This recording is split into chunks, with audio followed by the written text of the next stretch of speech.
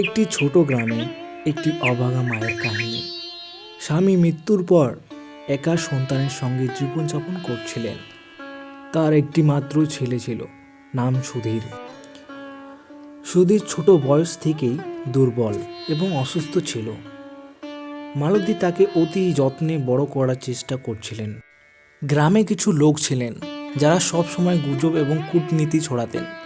তারা মালতীকে নিয়ে হাস্যরদ করত, কিন্তু মালতী কারো কথায় পাত্তা দিতেন না।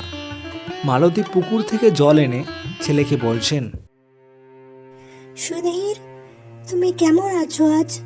তোমার শরীরের তাপমাত্রা বেড়েছে মনে হচ্ছে। মা, আমার শরীরটা না খুব গরম লাগছে।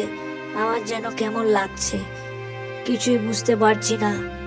তুমি চিন্তা করো না বাবা, ঠিক হয়ে যাবে। গ্রামে একটি উৎসব চলছে, সবাই সেখানে আনন্দ করছে, আর এইদিকে মালতী তার ছেলেকে নিয়ে ঘরে আছে। মেলাতে একজন গ্রামবাসী তাদের নিয়ে কথা বলছে। মালতীতে উৎসবে আসেনি গো।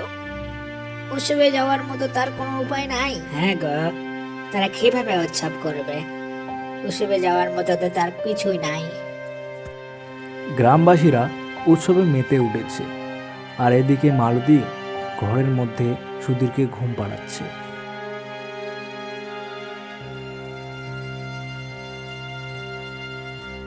কিছুদিন পর সুধীর অনেক অসুস্থ হয়ে পড়ল। শহরের হাসপাতালে নিয়ে যাওয়া হলো সুধীরকে। সুধীর একটি বেডে শুয়ে আছে। মালতী ডাক্তারবাবুকে বলছেন,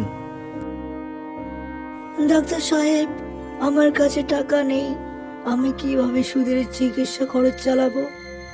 দেখুন, এখন আমাদের কিছু সাহায্য করতে হবে, কিন্তু আপনার কিছু অর্থের প্রয়োজন হবে। সুধীরের অবস্থা গুরুতর। আমি কিছু চাই না, আমি শুধু চাই সুধীর ভালো হোক। টাকা খুঁজে পেতে আমি চেষ্টা করব। মালতী একজন ধনী ব্যক্তির কাছে যাচ্ছেন, তার কাছে কিছু সাহায্য পাওয়া যায় কিনা তাই বলে।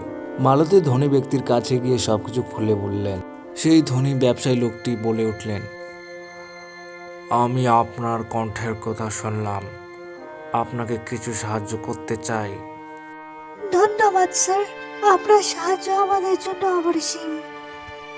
আমি আপনার আন্তরিকতা দেখে মুগ্ধ। সুধীরের চিকিৎসার সমস্ত খরচ আমি বহন করব।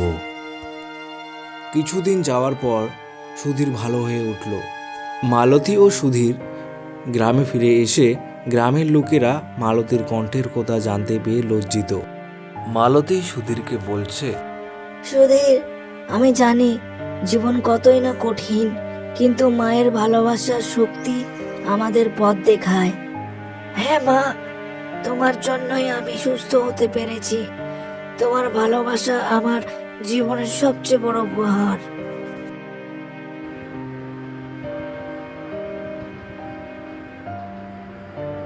মালতীর কষ্ট, ত্যাগ এবং তার সন্তানের প্রতি অটুট ভালোবাসার মাধ্যমে মাতৃস্নেহের শক্তি এবং মানবিকতার প্রকৃত মূল্য ফুটিয়ে তোলা হয়েছে।